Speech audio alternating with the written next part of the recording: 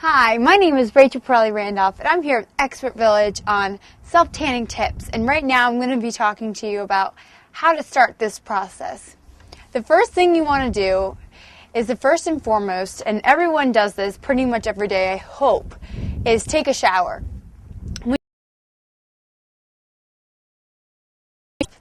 And shave. For women. Men, you don't have to shave. But women, you should shave.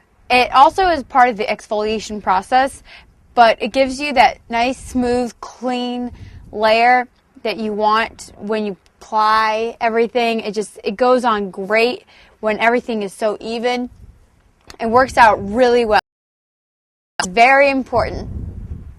And you also want to apply a lot of soap to your legs, and after you shave, you don't want to do like harsh rubbing because you don't want to cause irritation, because on top of the irritation you'll apply the tanning and then it will cause burning, and that won't.